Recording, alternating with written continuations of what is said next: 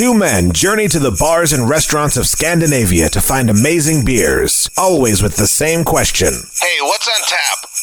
It's time to find out. Welcome to episode 1 of our Advent calendar special from Ol. Very excited about this. I read a review of last year's Advent calendar where somebody went through on their blog and reviewed each beer individually. And so I was like, hey, this is going to be a lot of fun. So I thought, let's get one of the Ol boxes because it was actually relatively reasonable priced for an Advent box. It was only like 800 Danish. It's not too bad. No, it's expensive, but you're getting 25 beers, and it breaks down to roughly 45 crowns per beer. So that's not too bad. No, which is pretty decent. It's about what you would pay in a bottle shop for, I think, most of these. Yeah. Maybe a little more, maybe a little bit less, depending on the actual beer. But price wise, 24 beers, you're going to pay a pretty penny for it. So I thought it felt like a good price for the cost, because like the McKellar one was like over 1,000. Was it 1,200? Yeah, it was way crazy expensive, but maybe you get big bottles with this. I think with the Ol this year, they're only doing the 330s, the 330s, and not the 500 or 750 size. But I think last year they had 2 or 3 of the larger bottles there. Well, we'll see as we get through it. Yeah, but looking at the box itself, they're all kind of the same size. So I'd be surprised if there was a larger beer in there. All right, but there might be still. We'll see when we get there. We'll see as the days tick off. So beer number 1. Let's open it up. Let's go ahead and grab it. All right. We've got the what do we got here? I'll let you pronounce it. It's way too Danish for me. Oh, it's way too Danish for you. All right, we have the Hundelufter Advent. So which basically perfect Danish. I know. I've been working on that for a while. Thanks. That was a solid Danish. Thank you. Well, thank you. So beer number 1 is the we'll translate it. It translates into the dog air beer. Yeah. Dog air beer. Yeah. I don't know. And it's got a dog on a broken leash. Dog on a broken leash. Yeah. On the cover. So maybe it's the dog walking beer actually. Yeah. Well, if you're out walking the beer. Well, if you read walking the dog. It says walk your dog with the perfect whatever it was called. Brewed with a load of leg-humping mosaic hops. Ooh. Jesus. Too many letters. It's got Jesus. Hunde Galskab and Dog Madness. Okay, unlimited leash. Sorry, an unlimited leash together with our dearest friends at Barking Dog.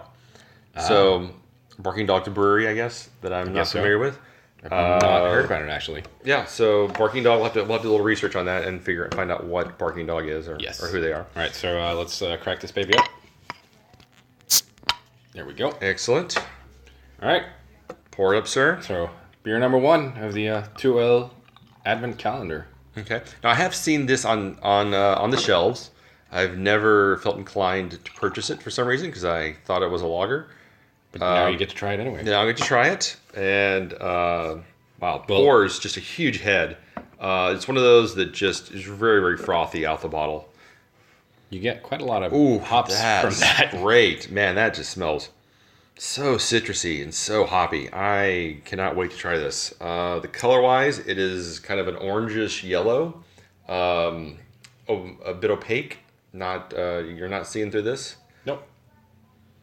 It just, that just smells so good. It smells really nice. Yeah, Well, you get tons of mosaic in it. So. Oh, totally. All right, let's... All right, I don't want to wait. Toast. Let's go. Let's do this. It is bitter, as you would expect, but just a nice citrusy mouthfeel to it. It's very bitter in the aftertaste. Yeah, extremely bitter in the aftertaste.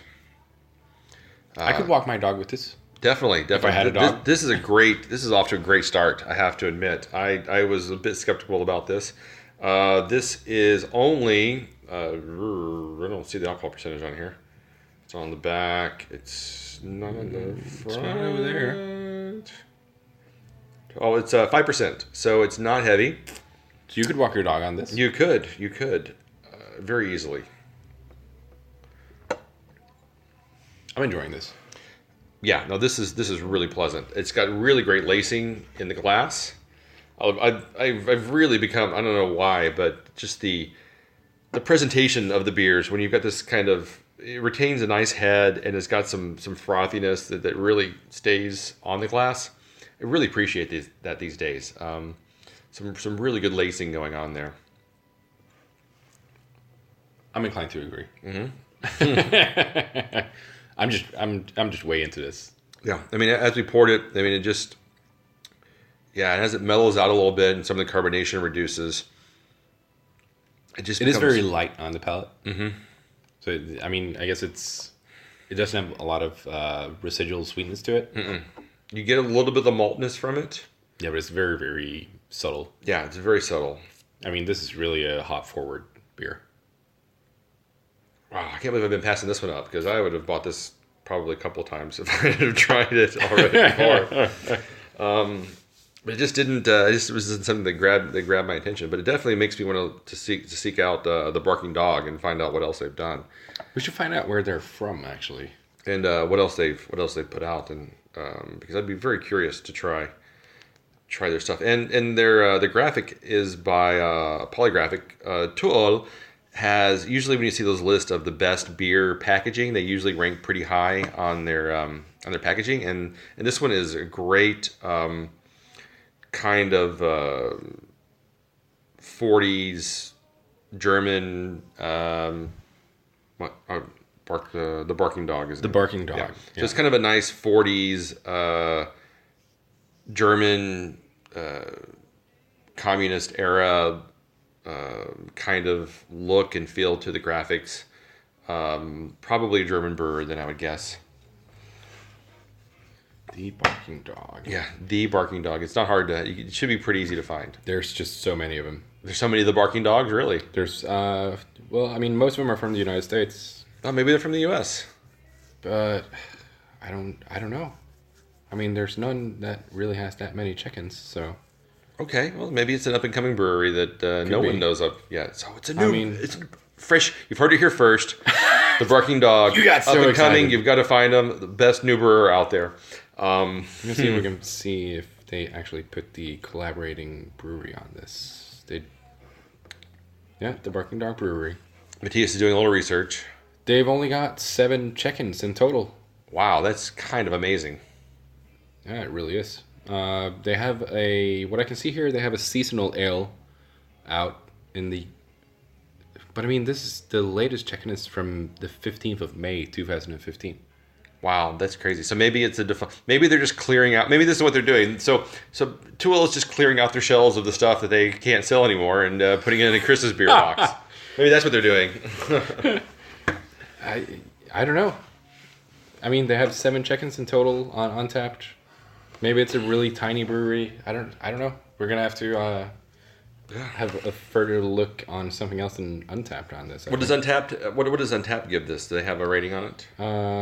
They do. This is the kind of research we should have done before we started the episode, but we were so excited we didn't. But I mean, we do didn't that. know what beer it was before we opened the freaking box, That's man. true. Come on, you got a point there. It actually gets a 3.75 average.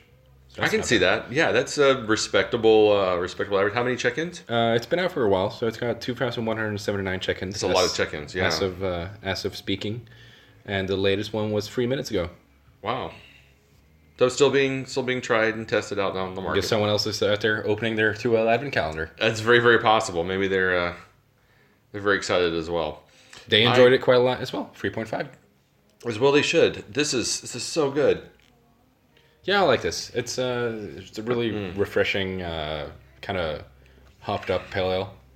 Yeah, I would definitely go for this again and again. I would not be disappointed if I found this in a shop and said, "Hey guys, we need to try this because you're really gonna enjoy this one. You're gonna like this. Yeah. All right. So Okay. beer number 1. Beer number 1. What do you I'm rate gonna it? go. I'm gonna go 3.75. 3.75. Yeah. Yeah. I think it's a little bit too bitter for a pale ale in the aftertaste, so I'm gonna like notch it down to like a 3.5. Yeah, I mean, for a pale ale, that's kind of the problem is, okay, fine, it's a pale ale, but it almost is an IPA. I mean, it tastes like an IPA. Yeah. The bitterness is of an IPA. So, I mean, this also goes back to what we were talking about a couple of episodes ago. How do you rate beers? Do you rate it as what you think it tastes like, or what they say on the bottle? Both actually. I mean, I didn't have any expectations for this. I mean, there's nothing on here there's nothing on here that tells me they're going for pale ale. It's just a hop forward beer is really all they're selling it as on the bottle, and so not describing it as a pale ale, but just calling it a hop forward beer. It's a 3.75. 3.75. It's perfectly drinkable, acceptable. I don't think I could, in honesty, give it higher than that. I don't think I could ever give it higher than that. No. Which is still good for like something that you would buy a lot of and keep at home. Yeah. It's like an everyday drinker. Yeah, easily something you could have 3 or 4 bottles of and just break it out whenever people come over. It's something they haven't tried and would be glad that they gave it a taste. Maybe the rest of the calendar is just all these. That would be very disturbing and sad and disappointing at the same time. Well, we'll see tomorrow. Yep. Okay, well, that's episode 1. It's a winner, 3.75 off to a good start. And you gave it, I'm sorry, what was it? 3.5. 3.5. So, again, we both really enjoyed this one. And I'm excited for tomorrow. Oh, I can't wait. All right. You're excited too. Enjoy episode 1.